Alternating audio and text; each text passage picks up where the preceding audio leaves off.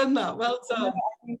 I'm in the UK and it's 12:30, but I'm so jet lagged that I'm still waking up really late. Well, it's really lovely to have you here. Thank you so much. And we're just going to do introduction of myself and Tash, Leah. So why am I here doing creativity and self-care? Well, I've had a history of denying creativity all of my life, really.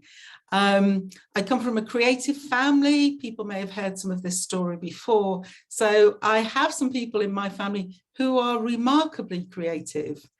And there was always something that I did to compare myself to them.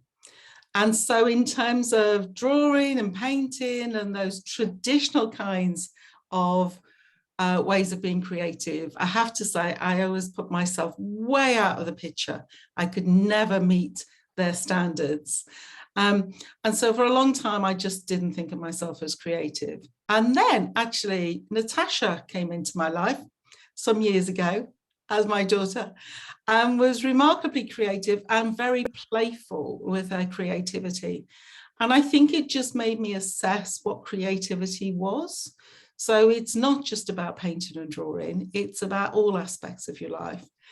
And one thing that did come from that, I realized I was very creative in the way I worked, and practically creative.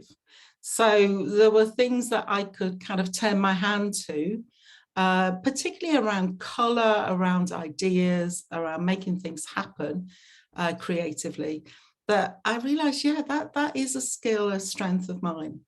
So I've been more on a journey over the last, I don't know, decade or so, just giving myself some recognition for the fact that I am creative more than I've possibly believed before.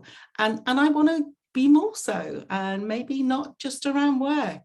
So that's my kind of motivation for getting involved in this particular project. And I know Tash has some very distinct things to say about her creative journey. So let her introduce herself.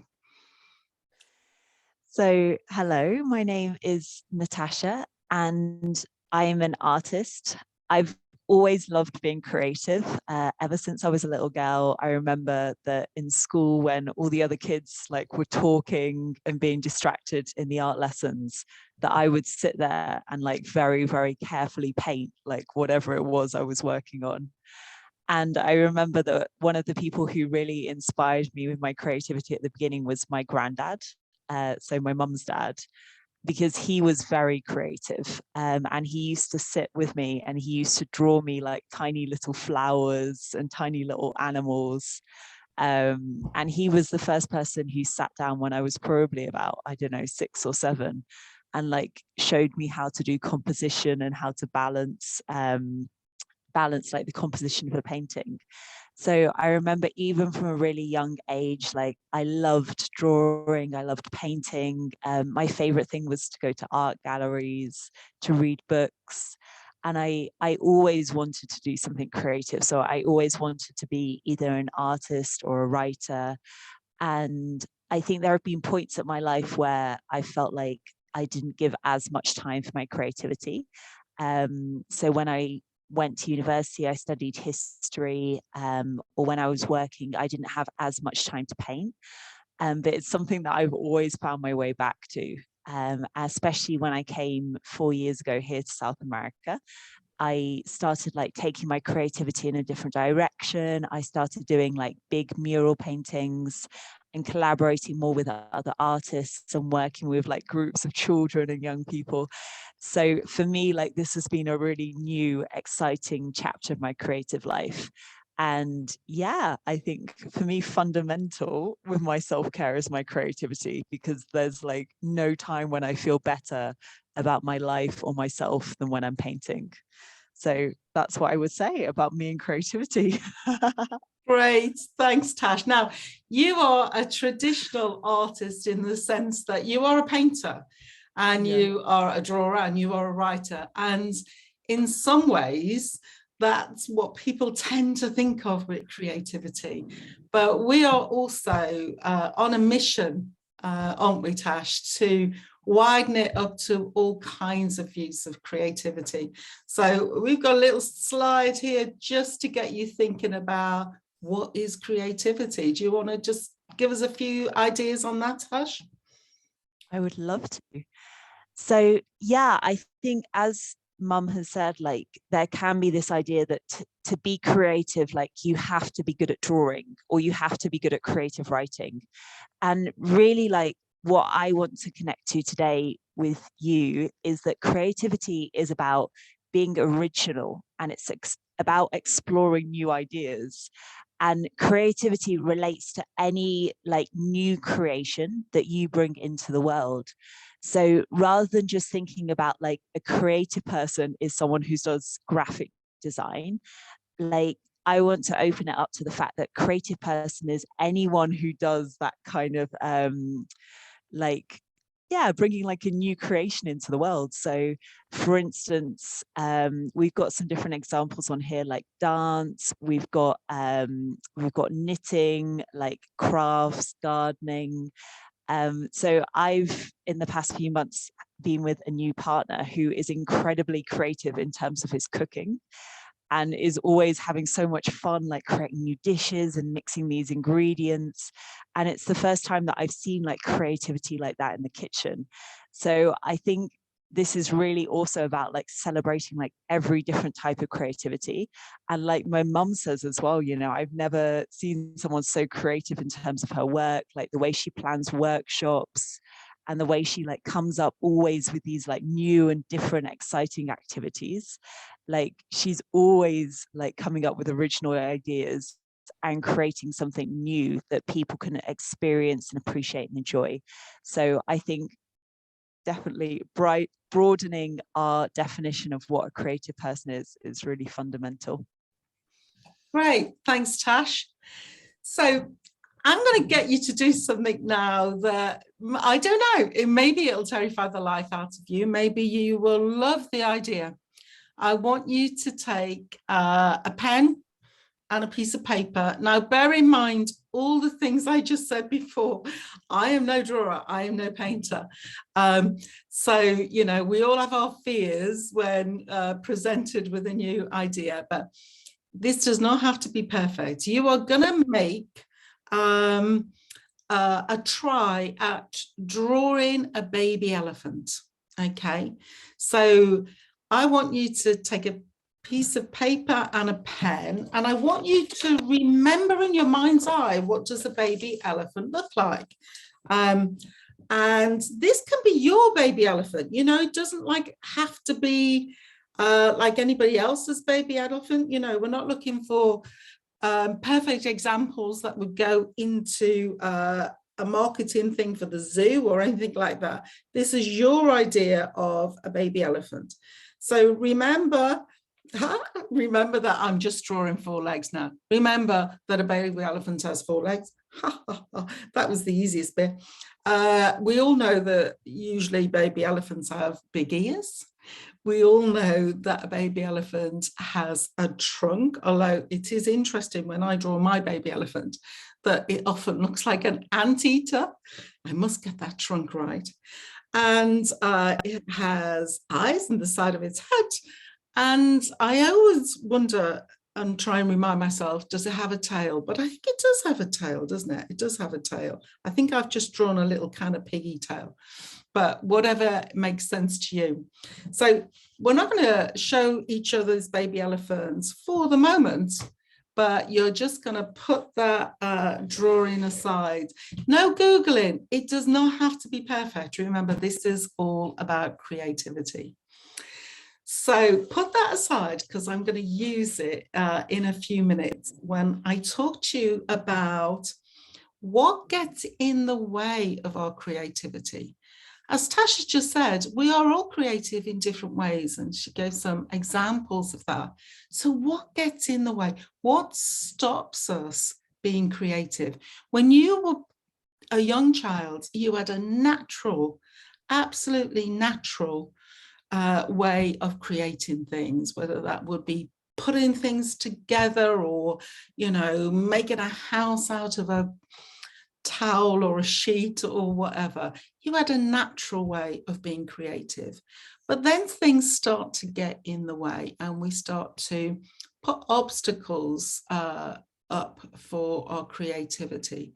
So what stops us being creative? Well, there's a lot of practical stuff that stops us. I mean, the main thing that people talk about to me, because I often dealing with people who have very busy lives, is time. So feeling like you've not got enough time to be creative. And there's lots of things in there about actual time and our demands and the demands on our time. And sometimes we are giving our time perhaps to things that aren't necessarily useful to us, or sometimes we are letting time drift away, you know, where we kind of just don't notice where it's going. And sometimes, which we're going to talk about in a second, it's more of an internal way of looking at time, that actually to spend time on ourselves feels somewhat selfish, and we start to feel guilty about that. Now, remember, our focus of our session today is about self-care. And therefore, one of the things I'm going to be saying to you is time spent on yourself, particularly if it's something that enhances your life, like creativity, is not a waste of time, and it's not being selfish. So I'm just going to pause there, because I know Tash, who is in a different situation as an artist, has some views on making time for creativity. So what do you say, Tash, about the lack of time stopping creativity? I would agree with you in terms of sometimes it can be challenging to prioritize time for creativity, especially when there feels like there's like more important things that we should be focusing on in life. So when we feel that we should be working more, or that we should be spending more time with loved ones, or that we should be doing more in the house, like it can be quite hard to like say that what we're going to do is that we're going to draw, or that we're going to dance, or anything that we would like to do that doesn't feel like it's kind of purposeful or doing our to-do list. So one of the ways that I've always found it really useful to give myself the time to focus on my creative projects is to give myself like an aim, a goal. So I say that I'm going to do like a solo painting exhibition, or that I'm going to paint a mural, or that I'm going to be part of like a group show. And then once I've got that like commitment, once I've got something that I've said that I'm going to do, and I've put a date on it and a deadline, I have to create the time in order to paint. So I think that that's really important in terms of having like a focus and an aim. Yeah. That then means that you're going to create the time for it. Yeah, and I love that idea about including other people. One of the things that I think holds me back, if I'm really truthful, about the pure creativity stuff, and I love that picture, by the way, because my thing as pure creativity is around textiles and sewing and making things. And because that is something that I just do, and I just do for me, sometimes I don't prioritize that as much as I could. So really interesting to hear Tash talk about being involved with other people, and sometimes the accountability of that makes us commit as well.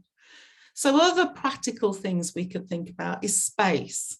Now, you know, finding space, most of us, for most of us, space is a premium. You know, most of us don't live in places where we have a lot of space to ourselves. But creating a small amount of space for yourself is vital, I think, around this thing about creativity. Now, there are some aspects of creativity that don't take a lot of space. You know, if you're, say, writing, if you're doing poetry, or if you're putting something together in that way, if you're journaling, that actually probably is just you and a seat and a notebook or some paper. But there are other things that do require space. And I know one of the things that gets in the way for lots of people is if I get stuff out, like sewing stuff or I'm crafting or whatever, and I'd say, for instance, got a family around me, then I have to then put it away.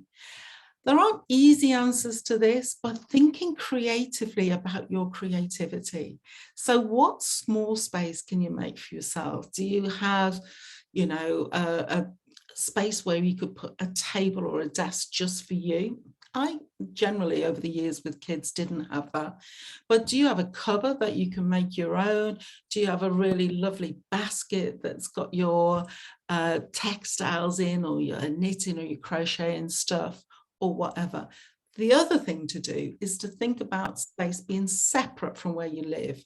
So, you know, is it that you go to an art class and that gives you space all of its own? So thinking around how you can make space for yourself and prioritizing that, really important. And the other practical one people mention is money. And, you know, a lot of creativity is not that expensive. And again, it's about thinking, how can I be creative about creativity? One of the things, it's not just about spending money on it, it's actually part of my mission around this thing I do with textiles. I actually really love the idea of finding something that doesn't cost very much. And that could be written around kind of car boot sales or charity shops to see someone who's turfed out a pair of old curtains that I can make something from. Sound a bit like Julie Andrews now, don't I, in The Sound of Music? But, you know, for me, that's one of the things that is essential to the creativity. How can I do this which without it costing a lot of money? Money, I think, is one of those things that we can easily stop ourselves moving forward. However, we've talked about practical things. Let's talk about our limiting beliefs, our inner thoughts. And I really wanted to start with this thing about the inner critic. So I've said about what stopped me in my early days thinking about creativity, that I felt that, oh, I'll never be good enough. You know, I actually did take art at school, but I never felt like I was competent, even though I think in art classes I probably was. But I had that imposter syndrome thing lurking in the background that said, no, that was just a bit of a fluke that you managed to do that drawing or make that thing. And actually, you're never going to get there. It's all a bit silly. Why are you trying? And so the inner critic can be something that really holds us back. I'm going to pass over to Tash because I'm interested to know that do you suffer with the inner critic, Tash? I don't see that in you, but maybe you do. I wouldn't say I suffer a great deal with the inner critic. I think that in the past, there maybe have been moments where I've compared myself unfavorably to other people. And it is something I remember, I think, more from school. So I remember like within art class, there were people who were like good drawers and who always got high marks and got praise from the teachers. And I think from that point, I got the idea of myself not being good at drawing and like being good at color, but like, don't give me a pencil. But I think what I tend to do with the inner critic is if I ever feel like a project or something hasn't gone well, if I felt like it kind of has failed or people have criticized it, like that tends to just make me like hungry to like want to carry on, to like want to go further. Yeah. And it doesn't really take away my confidence. It just makes me want to like, you know, just prove them wrong. Just keep going. That's great. That's a great way to attack the inner critic. And I guess that Tasha didn't suffer from it much. But it is around, and we need to recognize that, I think, in our limiting beliefs. And I'm going to talk a little bit about how to shift it shortly. But I wanted also to bring Tash in on this one because I'm going to put down limiting beliefs, purpose versus pleasure. because I think we live in a world that forces us really, or the whole thing around us is to be purposeful. And I know that's certainly one of my motivations. But I know Tasha's really keen to get over this idea that creativity doesn't have to be purposeful. So would you like to say a few words about that, Tash? Yeah, definitely. I think it's something that I struggle with as well, because especially in terms of like the limitation of time.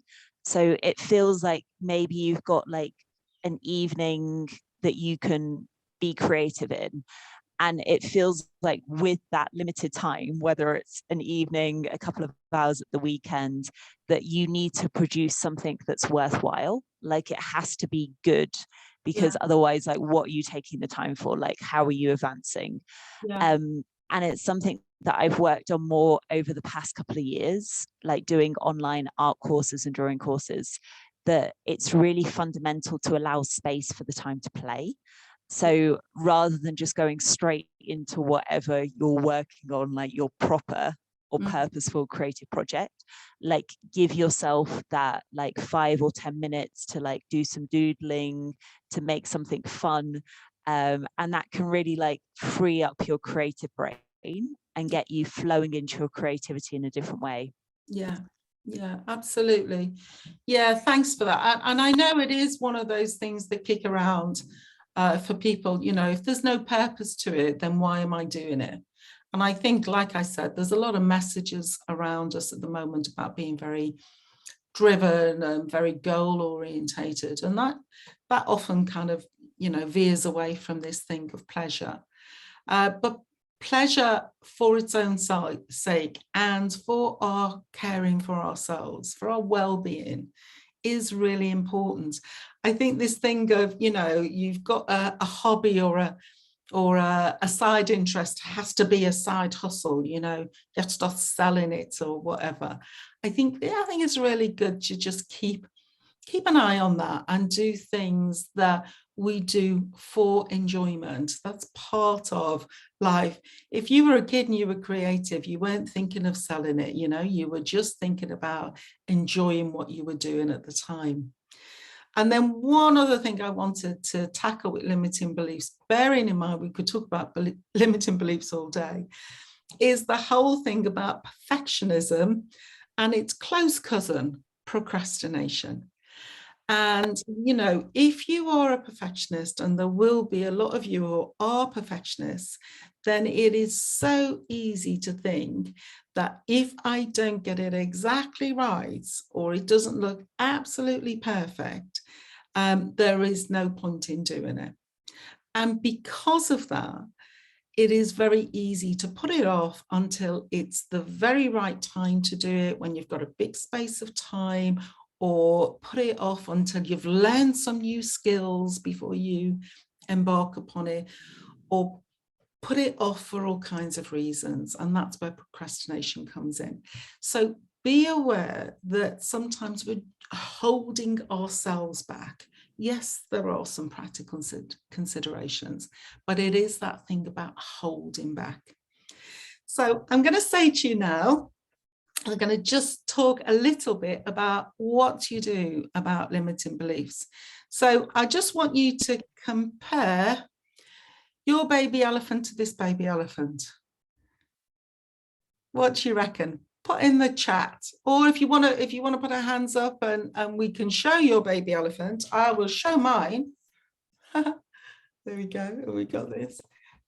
Anybody else got their baby elephant? I can show you mine. I don't know if you can see it. Look, it is an anteater. Leah, like you.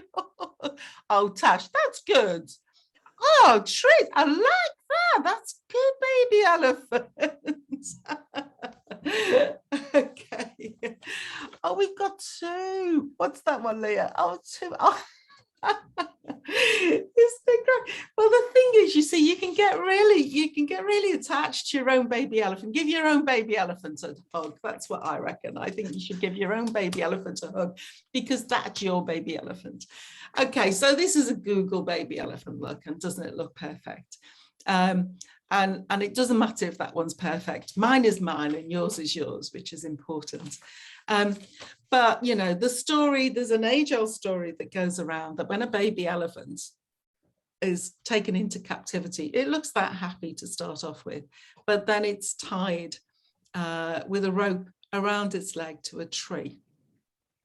And then the story goes that the baby elephant grows and grows and grows and grows and grows enormously. And, you know, it now learns that it's tied to a tree. So even if it tries to move away, it doesn't really make an effort to break away from the tree because it's convinced itself it's tied to a tree. And that's some of the stuff around our limiting beliefs. Some of the inner thoughts we have around our limiting beliefs, we've probably outgrown, but we carry them around with us and still believe them, you know. So I can still do a very, very good imitation of those early days where I convinced myself I couldn't draw and I couldn't paint. And do you know what? I probably could if I tried now, but still that limiting belief can hang around. So I would say to you around the old beliefs you might have is, you know, turn a spotlight on them, acknowledge them for what they are. They're things that have been around a long time and are probably not so useful for you now. So having drawn our elephant, I think Tasha's going to get you to draw, let me see, or make up. I don't think this is a drawing. This is more of a construction of your creative sandwich. So, Tash, do you want to talk us through this a little bit? I will. So this is a fun exercise that I've done before with a group. And essentially what you do is you draw a sandwich that represents you. So you can see a little cute example down there with a little smiley face. I went for a slightly more colorful sandwich, if you can see that, with different layers and different colors. And what you're going to do, your sandwich is going to have 3 layers this time. So the first layer you're going to include in your sandwich is going to be your creative strengths. So that can be anything. It can be the things that you think you're good at creatively. So for instance, it could be that you're very good, like Mum would say, at making clothes creatively.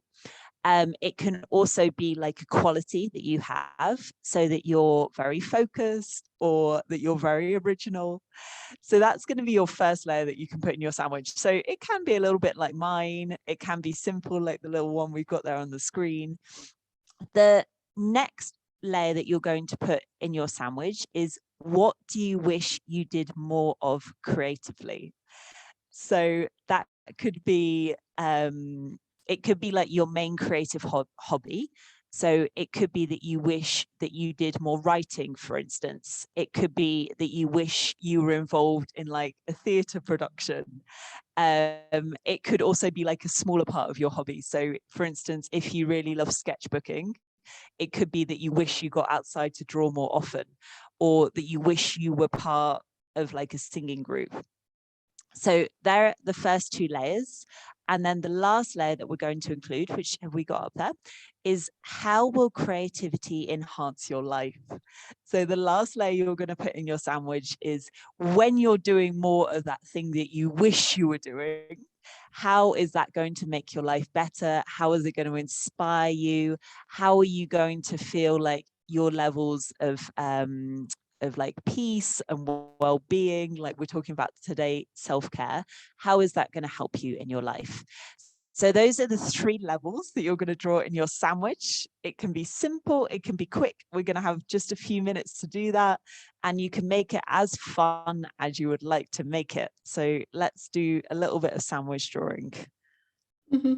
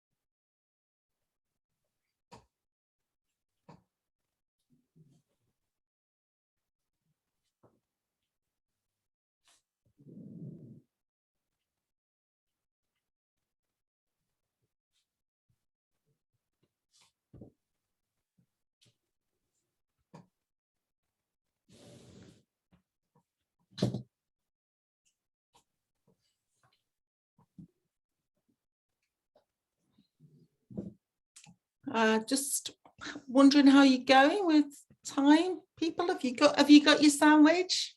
Tash, you? So yeah, so to give you some examples here, that's my sandwich, which I made a unicorn because that's what I think I would be like as a sandwich. I would be a unicorn sandwich.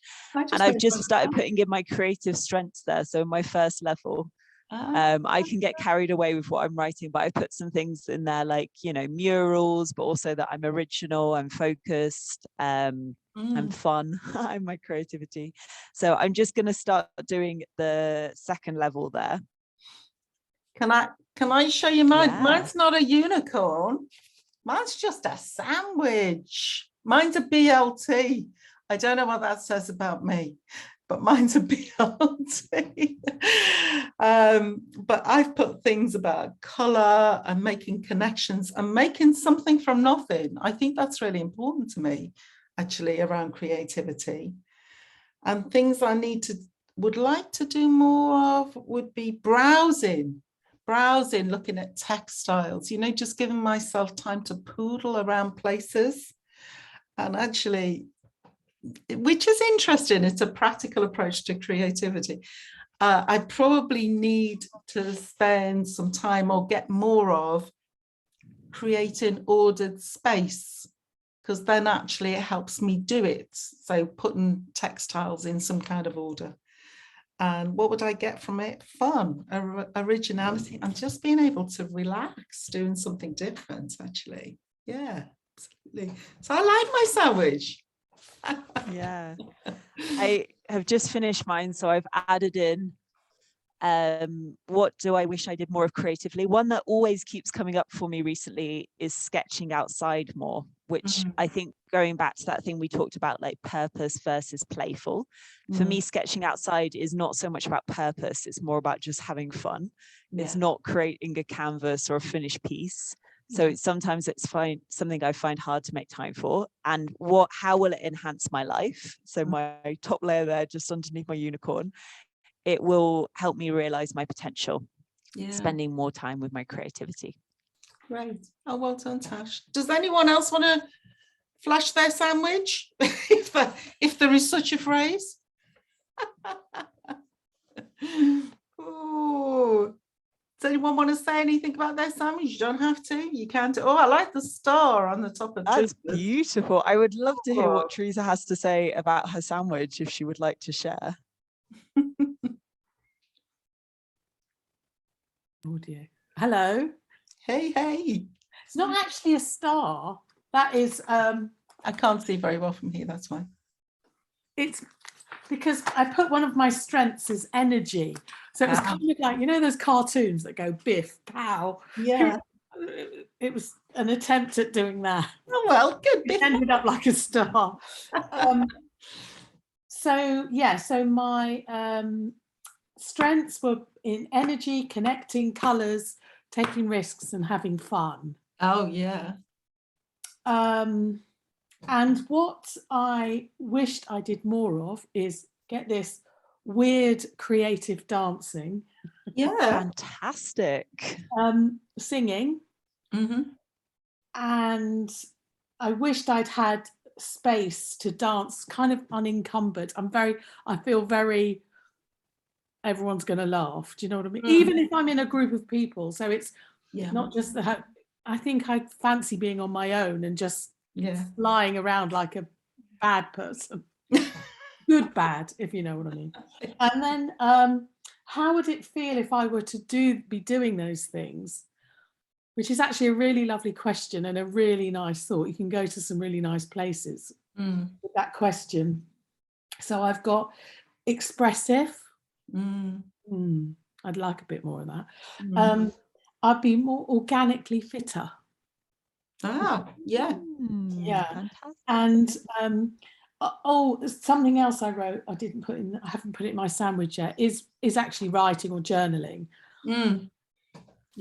Never do that, always want to do it. And if I were to do it, I would have more strength in personalized learning and meaning. Oh, lovely. Imagine all those things in your life. Wow, fantastic. That'd be great. Really Thank you for that. That was fab. A fab sandwich. Leah, did you want to share? You don't have to. Don't feel like you have to. But if you did want to flash your sandwich. Yeah, I can do. I can do. It's quite a simple one on a little post. But, the reflections I thought were interesting that came from it. Yeah. In terms of what do I wish I could do more of creatively, I think for me it would definitely be artistic projects like collage and sculpture and ceramics. Like I often have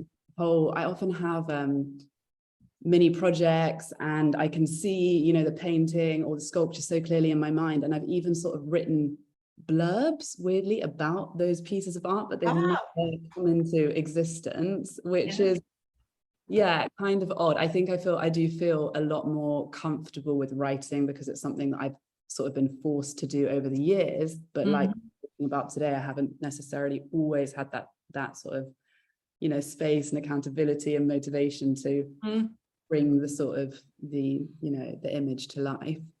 And then I think it would definitely enhance my life by making me just feel more like myself, because I think I can be very emotionally expressive, but at the moment that's not being channeled into, you know, artwork. Yeah. And it was like the strengths one is what I really had to, I'm gonna continue thinking about that. I think it's food for thought. I think it might have something to do with connection, because I think when I sort of envisage these works in my mind, they're usually about connecting people to certain emotions, experiences, and so those are my thoughts. Thank you everyone, and thank you for sharing. That's lovely, really. Gosh, there you go. Creative sandwich sounds like there's food for thought. Oh, no pun. I didn't plan that, honestly, I didn't. Listen, I'm conscious of time and we promised to keep it a short session. So I'm just going to show some thoughts on taking it forward, moving forward, bringing creativity into your life. And but yeah, how do you eat an elephant? Bite-sized increments. So the thing about it is to think in terms of, rather than the big project and the great big time that we might think that we're waiting for, is to do things with small amounts of time. So, you know, maybe it's not an everyday thing, maybe that's, you know, beyond your resources at the moment, but to think, you know, several times a week, or, you know, most days I will spend, you know, 15 minutes or half an hour or an hour, depending on how your time is, just, you know, thinking about my creativity. So that 10-15 minutes could be, you know, browsing through some ideas and gathering some ideas together. Or it could be sitting with a journal, as Teresa just mentioned before. Or it could just be jotting down a plan of something, or like I just said, sorting out all the textiles I've got. That's how we start. We start by doing some small things to get us moving. And that is not to be dismissed. It is really important to do something rather than nothing, because when we do something, we feel the momentum and we feel energized to do more. Recognizing that it's important to you. If you've come here today or you're watching this, it's because you have a spark there. There's something that's saying creativity is important in my life. Maybe you're not finding enough time for it, or maybe you're not giving yourself enough credit, but recognizing that it is important. As a child, you were creative. We were all creative. So thinking about that being your gift to you, it is an important thing for you to take a hold of and give yourself some time and some space and some recognition to be able to bring that into your life. it's okay to be vulnerable. One of the reasons that we start things and then we stop, I mean, even just practical things, you know, like setting a new goal and then we kind of run out of steam with it. It's because we have an ambivalence as we've got going. We have a vision beforehand. Well, then when we get going, we think, oh, you know, I'm not really very good at this, you know, it's just not as easy as I thought it would be, or whatever. And it's okay to feel that. It's absolutely natural for the momentum that gets us going to wobble somewhat. And actually to be able to say to ourselves, well, I would feel like that, wouldn't I? You know, I've just got going. And, you know, if I compare my baby elephant to that one on Google, it's never going to be the same. It's okay for me to feel a little bit, you know, ambivalent towards this new goal.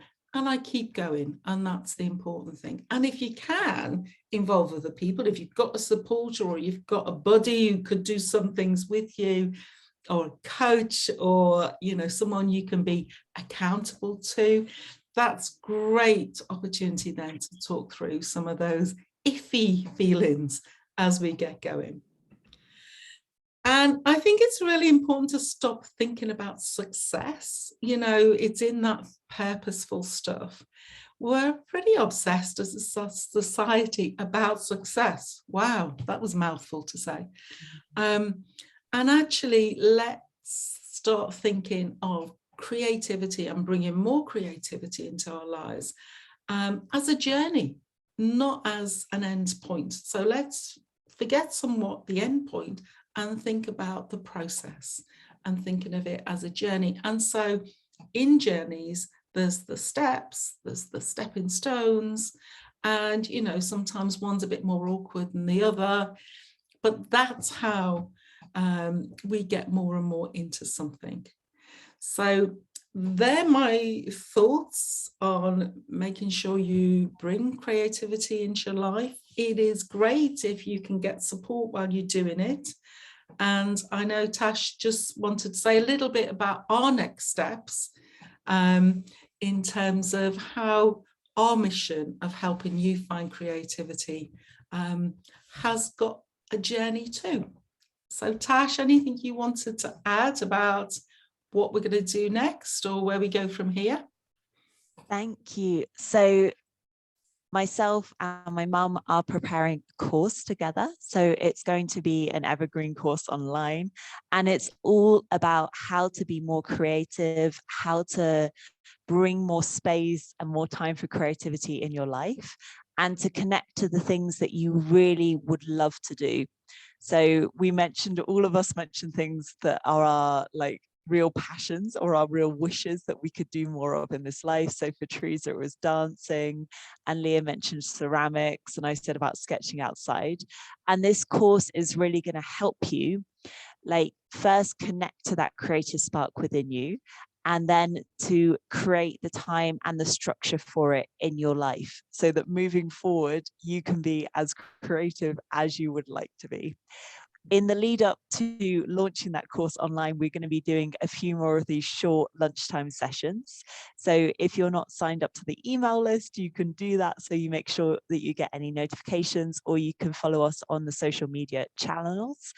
I think we'll be releasing a couple more joint videos as well on YouTube talking about creativity, so you can watch out for those coming soon. So thank you very, very much for being here today. It's definitely made me feel more creative, and I imagine it has as well for you, Mum.